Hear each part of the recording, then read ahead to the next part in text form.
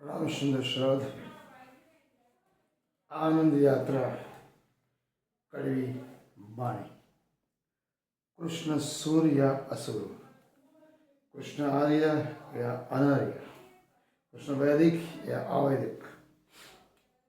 हजारों साल से कृष्ण के बारे में अनेक कथाएं, अनेक भजन, अनेक धर्म ग्रंथ, अनेक कहानियां, कभी कभी तो उनको काल्पनिक पात्र भी बताया ब्राह्मणों ने। लेकिन ब्राह्मणों ने उसी कृष्ण को स्वीकारा जो काली चमड़ी वाला था, गोपालक था, मुरलीधर था, रणवीर था, जिसे युधिष्ठिर ने महाभारत युद्ध के बाद राजसूय जगत में सर्वश्रेष्ठ यादव कुल शिरोमणि योगीराज कृष्ण कह के क्यों पुकारा? कि वो जानते थे ब्राह्मण, क्षत्रिय और वैश्य सभी देवी देवता 33 कोटि देवी देवताओं में सबसे सर्वश्रेष्ठ अगर ब्रह्मांड में पूर्ण पुरुषोत्तम है तो केवल योगीराज कृष्ण था। न वो क्षत्रिय था, न ब्राह्मण था, न वो द्विज था, न वो देव था। वो केवल और केवल महापुरुष था। यहाँ के मूल निवासी आहिर और आवी, यादव, जाट, गुज्जर, आदिवासी, दलित एवं पिछड़े, रीछ, द्रविड़, असुर, वानर, उनका वो नेता था, क्रांतिकारी नेता था, जिसने यज्ञ और कर्मकांड एवं अनुष्ठान का विरोध किया। इंद्र का, ब्रह्मा का, विष्णु का विरोध किया। गौ वध उसने बंद करवाया। बैल, घोड़े, हाथी का वध उसने बंद कराया। केवल और केवल प्रेम का पुजारी था। उसका संपूर्ण जीवन चरित्र खंगाल के देख लो, कहीं भी हिंसा का नाम निशान नहीं, केवल प्रेम और प्रेम की परिभाषा। इसलिए तो उसको हायर किया, पकड़ लिया ब्राह्मणों ने कि ये मूल निवासियों का नेता है। उसके विरुद्ध बोलेंगे तो हमारे देवी देवताओं को कोई पूछने वाला नहीं।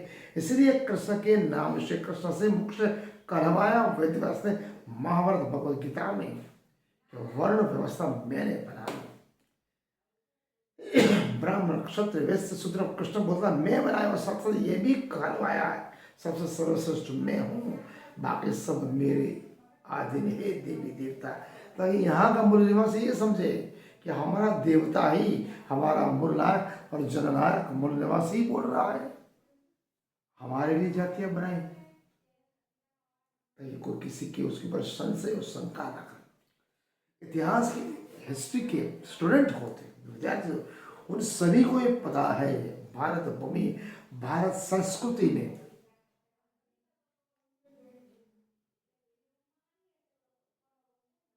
इस सिंधु घाटी की सभ्यता यहाँ के केवल और केवल मूल निवासियों की थी। यहाँ के दलित, पिछड़ों, आदिवासियों की थी, जिन्हें वो असुर कहते थे, रीछ कहते थे, वानर कहते थे, द्रविड़ कहते थे, अहिर, आबिर, जाट, गुज्जर कहते थे। आज से 4000 से 5000 साल पहले बहुत उत्कृष्ट सुनियोजित ढंग से चलने वाली वो व्यवस्था थी। हजार शहर बने हुए थे। ये शहर लगभग 1 से 1,500 साल तक विकसित रहे। आर्यों के आक्रमण के बाद इन शहरों में आर्यों ने स्वयं संचालित अपने एक सिद्धांत नियम के तहत यहाँ के मूल निवासी काली चमड़ी वाले लोगों को अनार्य, अवैदिक और असुर कहना प्रारंभ किया। हड़प्पा सभ्यता का समाज 2500 ईसा पूर्व से 1700 ईसा पूर्व का बताया गया। उसी समय यूरेशिया से आए हुए कहते थे सवर्ण गोरे लोग अपने आप को ब्राह्मण बुधेय कहते थे। कहते उनका समय भी 2000 ईसा पूर्व से 18000 ईसा पूर्व का माना गया था। वो यूरेशिया से छोटी छोटी टोलियों में यहाँ पर आए। इसीलिए इस आर्यों से अपने मूल निवासी को बचाने के लिए द्वारका में कृष्ण ने एक उत्कृष्ट दृष्टिकोण से शहर बचाया था, जिसका नाम हमने रखा द्वारका, जो समुद्र से घिरी हुई थी। कृष्ण द्वारा बसाए गए इस द्वारका में एक उत्कृष्ट शहर बनाया, बड़ा उन्नत कहा जाता है। दुश्मनों के बार बार आक्रमण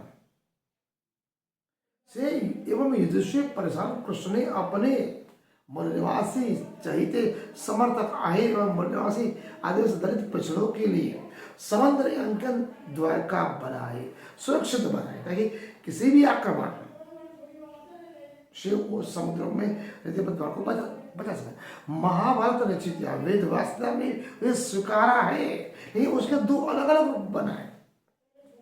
कहीं पर वो स्थानीय राजाओं का आक्रमण दिखाते हैं, कहीं पर वो इंद्र के साथ विरोधाभास होने के साथ साथ कृष्ण की पराजय एवं हत्या तक दिखाते हैं।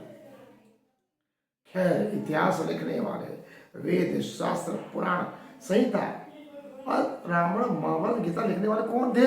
ब्राह्मण थे।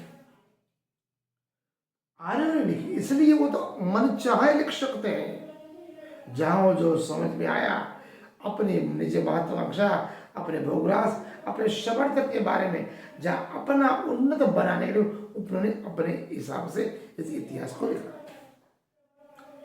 इसलिए उसमें आर्य राजा को विजय घोषित किया एवं साथ साथ कृष्ण की हत्या भी दिखाई, पराजय की बात भी लिखी गई।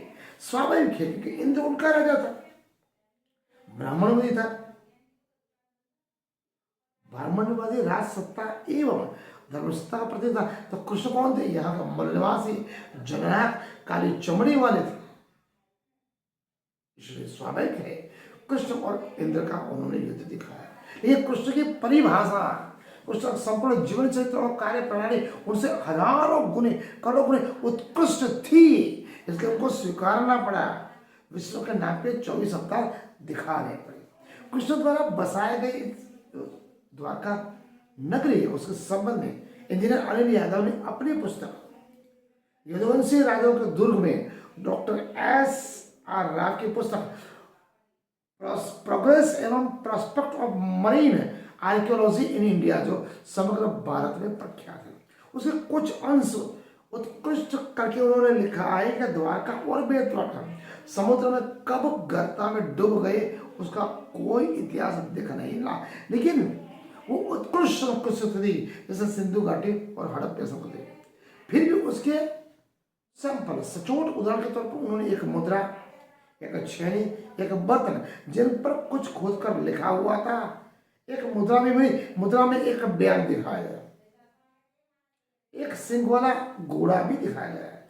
महाभारत के अखिल भाग हरिवंश में वेदव्यास स्वयं लिखते हैं, जब द्वारका में सवालों ने आक्रमण किया, उसके बाद कृष्ण ने नियम बनाया कि हर एक द्वारकावासी अपनी पहचान के लिए एक मुद्रा साथ में रहेगा। वो खोज में वो मुद्रा इससे सन 15वीं सदी की मिलती है। मतलब कहने का तात्पर्य कृष्ण का वो समय है, वो सचोट प्रमाण। चौड़े मुख वाले एक बरने जिसको हम जार बोलते हैं, उसके ऊपर 7 अक्षर लिखे हुए हैं। इसमें 6 शब्द जो लिखे हुए हैं, जो शब्दावली है, वो 6 शब्दावली हड़प्पा संस्कृति की मुद्रा की है। 7 अक्षर में 6 अक्षर हड़प्पा संस्कृति के है और 1 अक्षर जो है हड़प्पा एवं ब्राह्मी के बाद सम्मिश्रण जैसा दिखता है। हिंदू महासागर में बहने वाली जो हवा, जो नावों और जहाजों को लेके जाते थे, वो नियमित होते थे। एक कुछ जगह पे वो हवा नियमित न हो अपनी दिशाएं बदलती। इस वजह से प्राचीन काल में किसी भी दिशा में जाने वाले जहाजों को मुश्किलें पड़ती थी। अब यहाँ हड़प्पा संस्कृति और सिंधु घाटी दोनों की बात है। इस संबंधित पद्धति के उसके बाद सातवाहन राजा और चालुक्य वंश के राजा के नाव और जहाज जो समुद्र में चलते थे, वो अपने लंगर को समुद्र में डाल दिया करते थे। और कृष्ण के बाद की बात है तो मोहनजोदड़ो की एक मुद्रा मिली, हड़प्पा संस्कृति की मोहनजोदड़ो की। उस मुद्रा में जहाज के मुख पर त्रिकोणाकार लंगर को समुद्र में डालते हुए दर्शाया गया है। द्वारका के नाविक भी समंदर में लंगर डालते थे, वो भी मुद्रा मिली है, वही तरीका अपनाते थे। इसीलिए कहते हैं वो दोनों संस्कृति हड़प्पा सिंधु घाटी सभ्यता उत्कृष्ट उच्च कोटि की थी। आर्यों के आने के बाद उसी सिंधु घाटी सभ्यता का वो नाबूद किया। आज का अध्याय हम कृष्ण सूर्य असुर वैदिक अवैदिक आर्य और अनार्य में हमने आपको इतना बताया। सचोट प्रमाण के साथ हिंदू सिंधु घाटी हड़प्पा संस्कृति के साथ साथ इतिहास आर्कोलॉजी पर सर्वे ऑफ इंडिया के बारे में कि द्वारका उतनी उत्कृष्ट थी, उसका जननायक कृष्ण अनार्य था, अवैदिक था, जिसको उन्होंने कहीं असुर भी कहा है और देवी भी कहा है। तथ्य प्रमाण के साथ हमने आपको बताने का प्रयत्न किया, उसको सुने और चुने भी, और अगर त्रुटि है तो बताने का कष्ट करें कमेंट में। प्रणाम।